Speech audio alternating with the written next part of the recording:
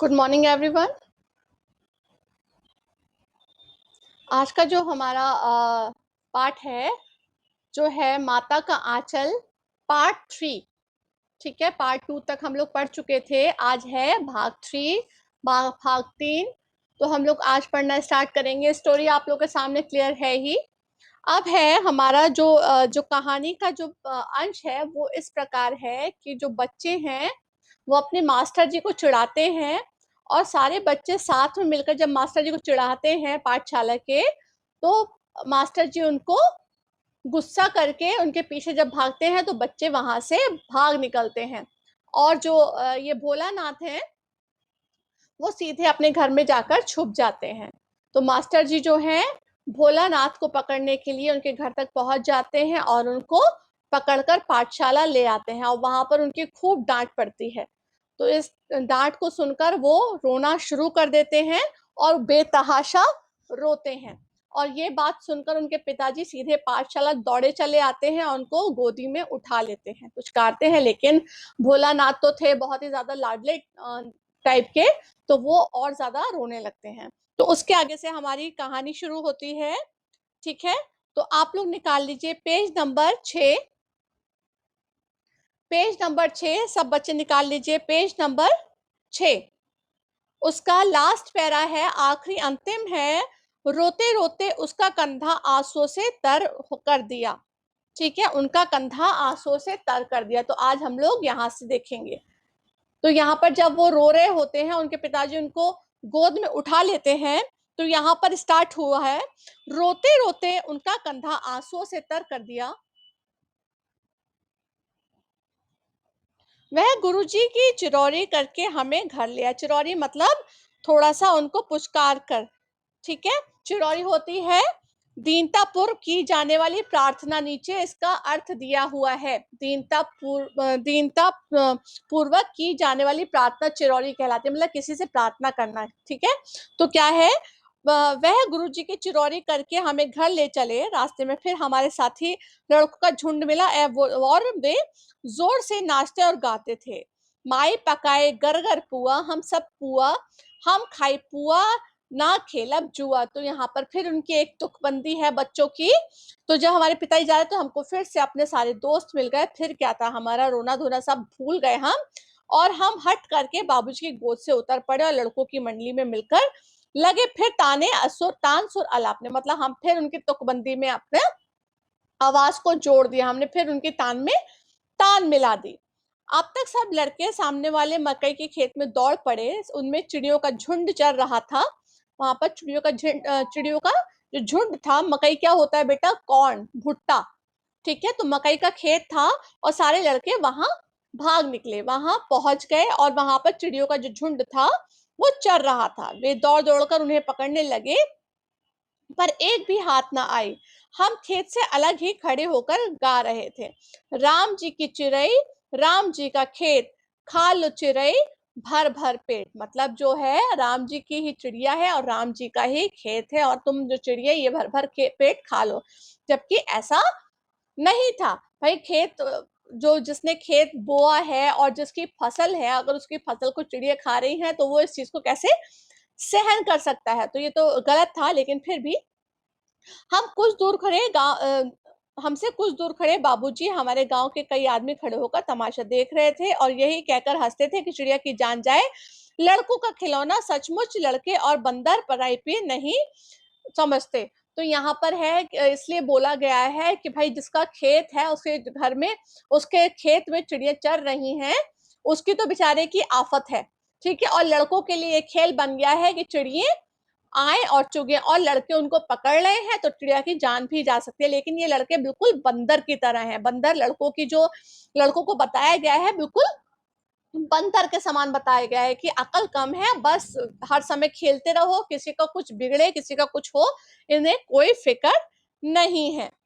ठीक है, एक टीले पर जाकर हम लोग चूहों के बिल में पानी उलीचने लगे, मतलब पानी उंडेलने लगे, मतलब डालने लगे। ठीक है, एक टीले पर जाकर हम चूहों के बिल में पानी उलीचने लगे। नीचे से ऊपर पानी फेंकना था। हम सब थक गए। एक तब तक गणेश जी के चूहे की रक्षा के लिए शिव जी का सांप निकल आया। तो ये लोग क्या करते थे, इन लोगों का एक खेल था कि जो खेतों में चूहे बिल बना लेते हैं, तो ये उनके बिलों में पानी डालते थे, और जब पानी डालते थे तो चूहा, यस बेटा,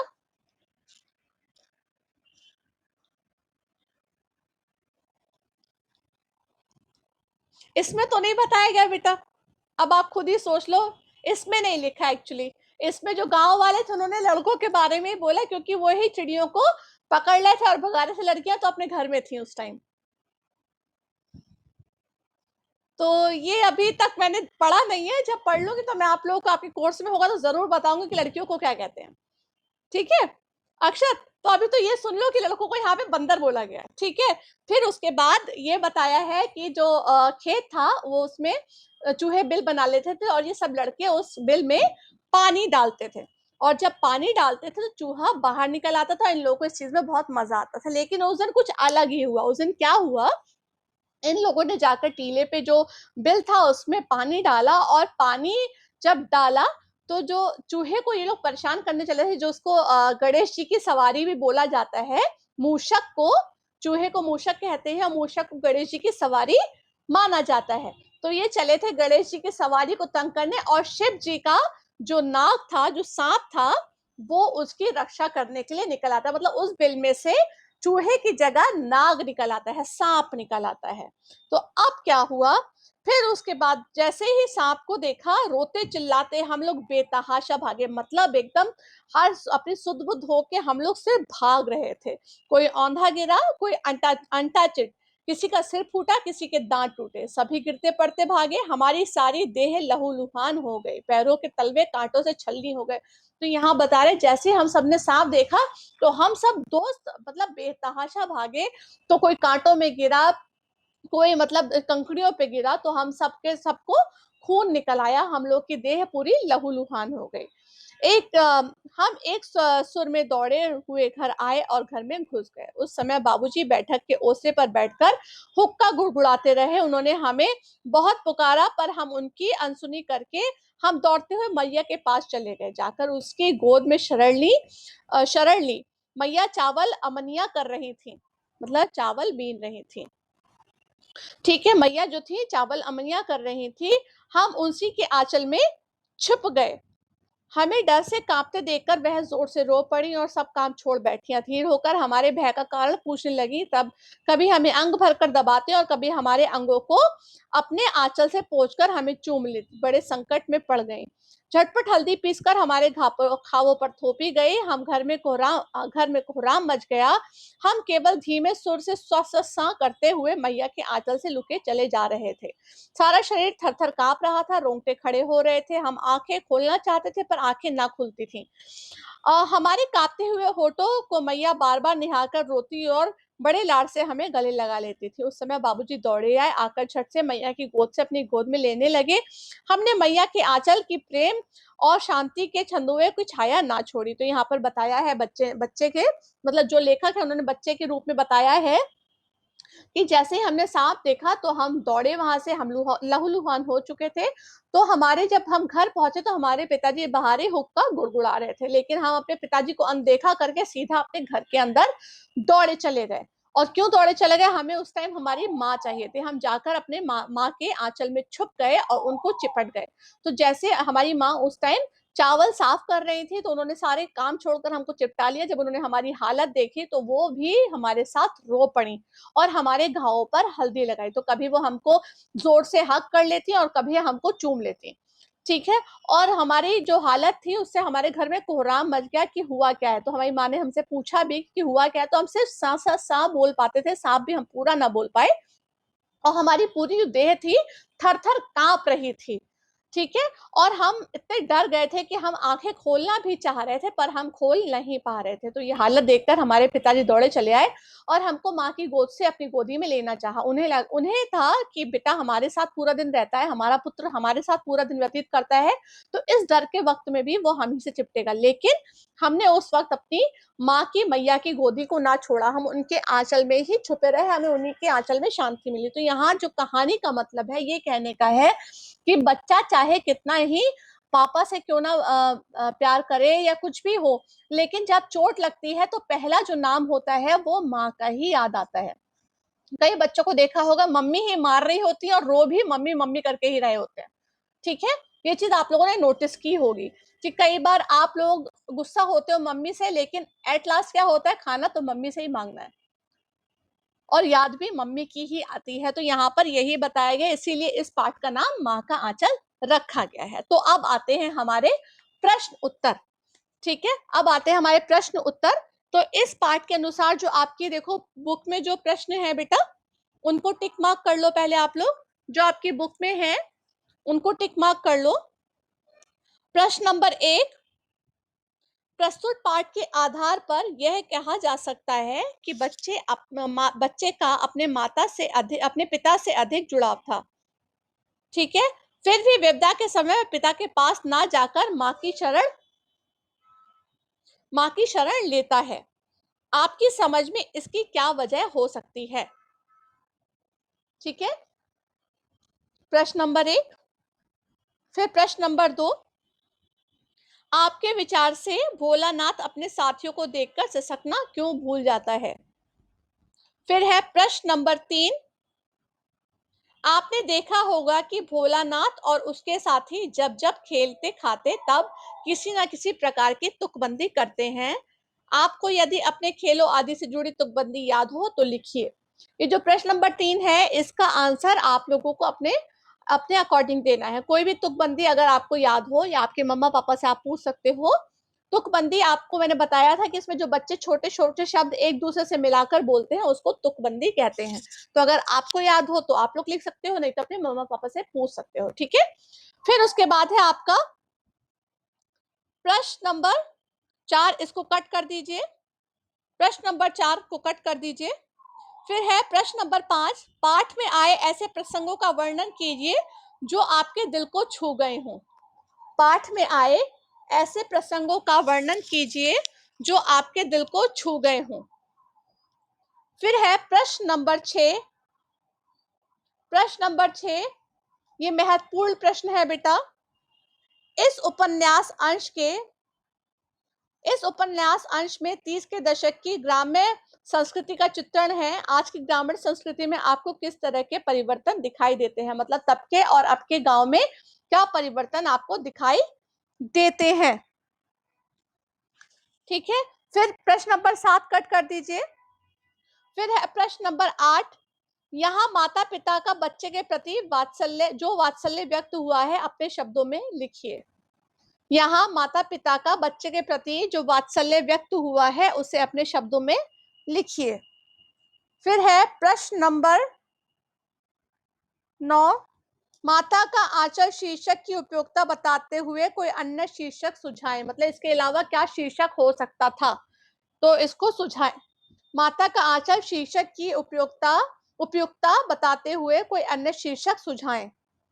फिर है प्रश्न नंबर 10, बच्चे माता पिता के प्रति अपने प्रेम को कैसे अभिव्यक्त करते हैं। बच्चे माता पिता के बच्चे माता पिता के प्रति अपने प्रेम को कैसे अभिव्यक्त करते हैं, ठीक है। अब इसके अलावा जो आपके अलग क्वेश्चन है जो बुक में नहीं है उसको लिख लीजिए। जो बुक में नहीं है उसको लिख लीजिए। शिशु का नाम भोलानाथ कैसे पड़ा। शिशु का नाम भोलानाथ कैसे पड़ा।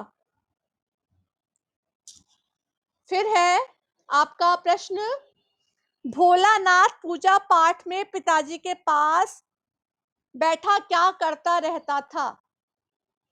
भोलानाथ पूजा पाठ में पिताजी के पास बैठा क्या करता रहता था।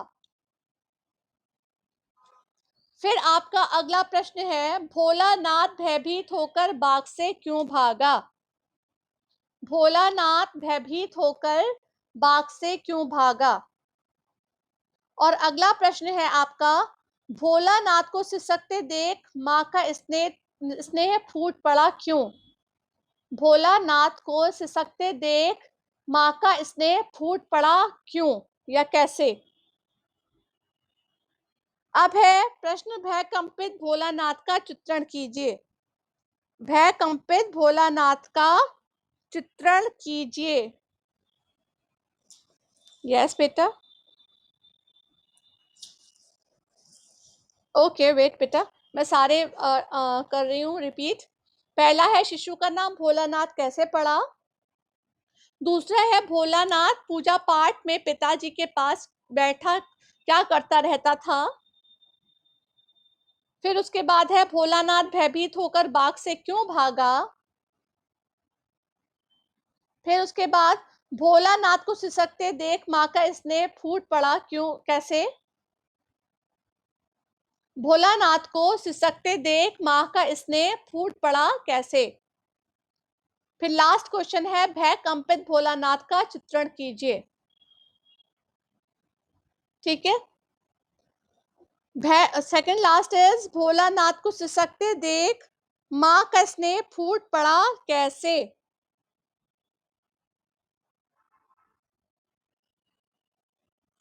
इससे ज्यादा करने यूसुफ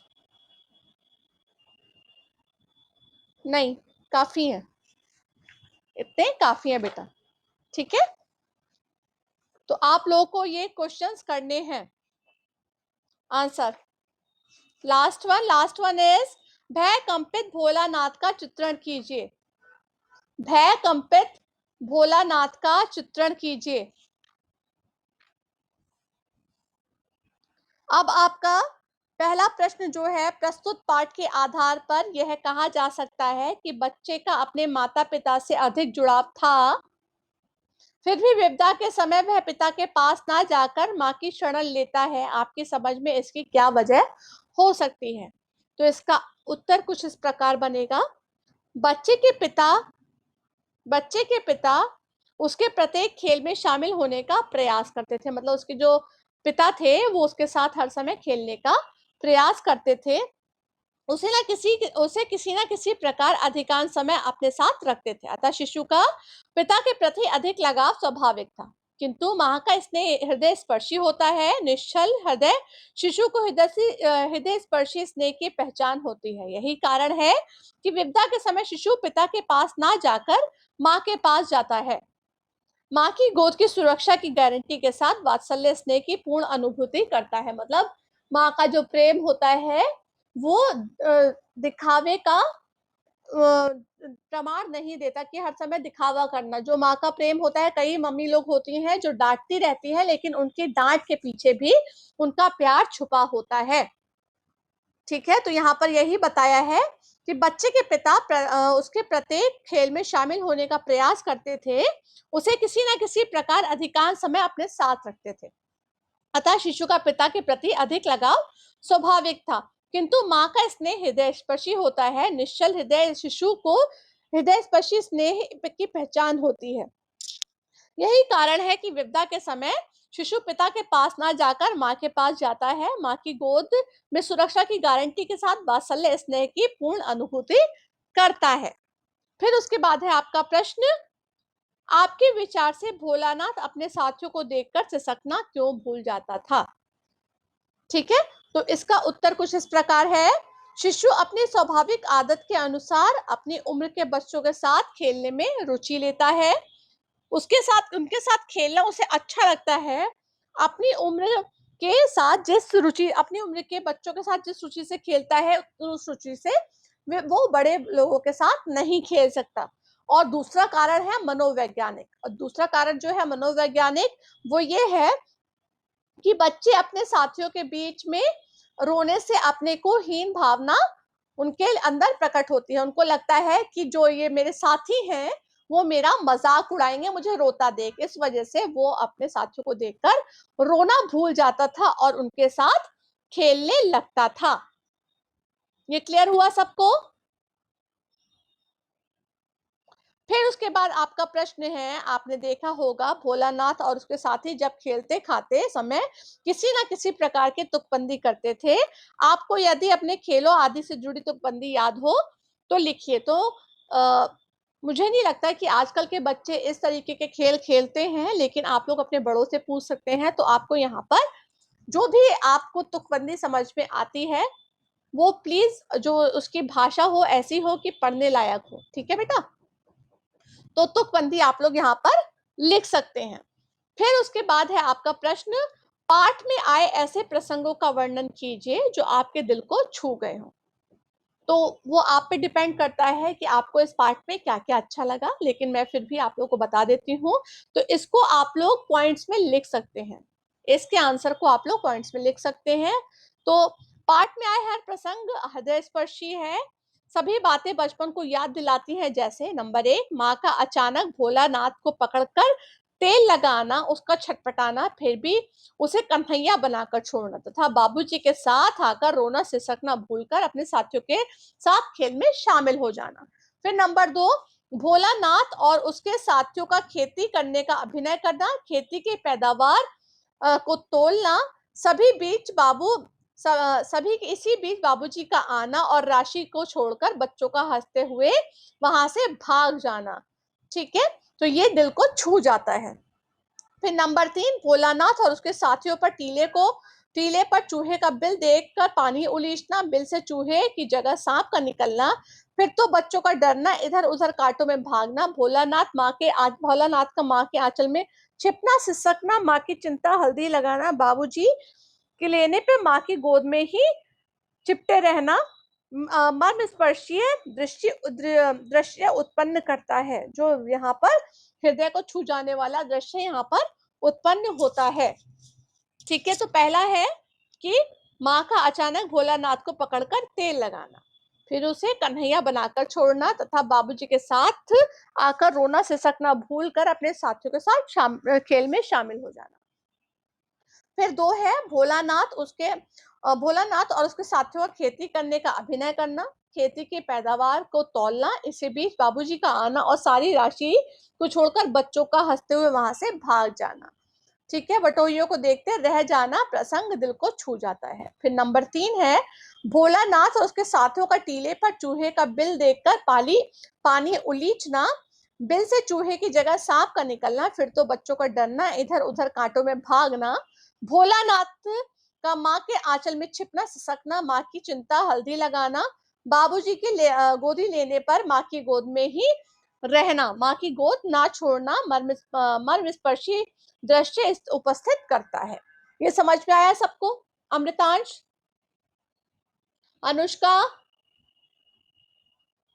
वंशिका, अक्षत, या तुम अभी तक वहीं रुके हुए हो? अच्छा अच्छा, आगे बढ़ गए, ठीक है, गुड, वेरी गुड। इसके बाद है आपका प्रश्न, इस उपन्यास अंश में 30 के दशक की ग्राम्य स्थिति संस्कृति का चित्रण है। आज की ग्रामीण संस्कृति से आपको किस तरह परिवर्तन दिखाई देता है? तो यहाँ पर आप लोग, मुझे लगता है ज्यादातर बच्चों ने कभी ना कभी, चाहे मूवी में चाहे असली में, गांव जरूर देखा होगा। कुछ बच्चे होंगे जिन्होंने शायद ना देखा हो। तो पहले के गांव में और आज के गांव में जमीन आसमान का फर्क दिखाई देता है। तो वो आप लोग अपने हिसाब से लिख सकते हैं। जैसे पहले गांव में पहले तो बिजली नहीं होती थी, ठीक है, और आज हर गांव में बिजली पहुंच चुकी है। और दूसरी चीज, पहले गांव में किसी के पास ये मोबाइल फोन और टीवी, क्योंकि बिजली नहीं होती तो टीवी होना तो नामुमकिन सी बात था, लेकिन आज के गांव में आपको बिजली के सारे उपकरण देखने को मिल जाएंगे, चाहे वो फ्रिज हो, चाहे वो टीवी हो, चाहे वो कूलर हो। ठीक है, तो ऐसे उपकरण देखने के लिए मिल जाएंगे। तो मैं आपको थोड़ा सा बता देती हूँ, तो आप इसको अपने शब्दों में लिख सकते हैं। तो किस तरीके से लिखना है देख लीजिए। आज की ग्रामीण संस्कृति को देखकर और इस उपन्यास के अंश को पढ़कर ऐसा लगता है कि कैसी अच्छी रही होगी यह समूह संस्कृति, जो आत्मीय स्नेह और समूह में रहने का बोध कराती थी। आज ऐसे दृश्य दिखाई नहीं देते। पुरुषों की सामूहिक कार्यप्रणाली भी समाप्त हो गई है, अतः ग्रामीण संस्कृति में आए परिवर्तन के कारण यह दृश्य दिखाई नहीं देते जो 30 के दशक में दिखाई देते थे। तो यहाँ कहने का मतलब है कि बहुत कुछ बदल चुका है। पहले देखिए, पहले क्या होता था कि गांव का जो किस्सा होता था वो गांव में ही निपटा दिया जाता था, मतलब पंचायत होती थी। अब वो सब चीजें खत्म हो गई हैं। तो नंबर 1, आज घर सिमट गए हैं, घरों के आगे चबूतरों का प्रचलन समाप्त हो गया है। चबूतरे आप लोगों को पता होगा, किसी बच्चे के घर के सामने चबूतरा होगा शायद। तो चबूतरे क्या होते थे, घर के आगे एक बड़ा सा थोड़ा सा एरिया निकाल देते थे जहां पर बड़े बूढ़े बैठते हैं, या शहरों का चबूतरे बताएं तो क्या होता है, वो चबूतरा थोड़ा सा निकाल देते हैं कि कभी वहां पे खड़े होकर आप देख पाओ, कुछ बड़े होते हैं घर के, वहां पे कुर्सी रख लेते हैं और बैठ जाते हैं। तो वो चबूतरों का चलन अब खत्म होता जा रहा है। और गांव के चबूतरे क्या होते थे बेटा, घर के आगे काफी बड़ा एरिया छोड़ देते थे, आंगन की तरह नहीं, चबूतरा। उसमें क्या होता था कि सब बड़े बूढ़े बैठ जाते थे और आपस में एक दूसरे से बातें करते थे। ठीक है, तो यहाँ बताया गया है नंबर 1, आज घर सिमट गए हैं, घरों के आगे चबूतरों का प्रचलन समाप्त हो गया है। नंबर 2, आज परिवारों में एकल संस्कृति ने जन्म ले लिया है, जिससे समूह में बच्चे अब दिखाई नहीं देते। मतलब आज का जो लोग हैं, आज की जो संस्कृति है उसमें क्या होता है कि कोई भी अपने बच्चों को बाहर निकालने में सेफ नहीं सोचता है। मतलब ये नहीं सोचता कि हमारे बच्चे पूरी तरीके से वहां पर सेफ है, ऐसा नहीं होता। पहले क्या होता था, बच्चे बहुत देर तक एक दूसरे के साथ बाहर खेलते रहते थे, लेकिन अब क्या होता है, सब अपने बच्चों के लिए सोचते हैं कि बाहर निकलना अभी सही नहीं है, तो सब अलग अलग अपने बच्चों को खेलने के लिए बोलते हैं। तो पहले समूह में खेलते थे और अब वो समूह दिखाई नहीं देता। नंबर 3, आज बच्चों के खेलने की सामग्री और खेल बदल चुके हैं। खेल खर्चीले हो गए हैं, जो परिवार खर्च नहीं कर पाते वे बच्चों को हीन भावना से बचाने के लिए समूह में जाने से रोकते हैं। तो यहाँ पर बताया है कि बच्चों के खेल चेंज हो चुके हैं, गांव तक वीडियो गेम पहुंच चुके हैं, चाहे वो मोबाइल में हो चाहे वो टीवी में हो। तो बच्चे अपने गेम, अपना जो जो भी कार्टून है, उस तरीके की चीजें देखना ज्यादा पसंद करते हैं। अब उस तरीके के बच्चे नहीं रहे कि गांव के खेतों में घूम रहे हैं, पेड़ों पे चढ़ रहे हैं, वो माँ बाप भी उन्हें नहीं करने देते। तो उस तरीके के खेल अब खत्म हो चुके हैं, और जिन माँ बाप के पास ये सब सुविधाएं नहीं होती हैं, तो वो भी कहते हैं कि जाके समूह में मत खेलो कि कोई चिढ़ाएगा, तुम अपना अपने घर में ही खेलो। नंबर 4, आज की नई संस्कृति बच्चों को धूल मिट्टी से बचाना चाहती है।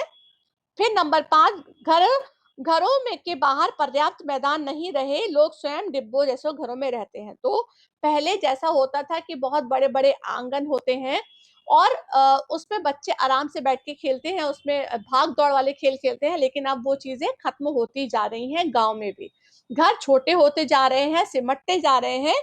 तो घरों को यहाँ पे बताया है कि वहां पे भी शहरों जैसे घर होते जा रहे हैं, डिब्बों के समान।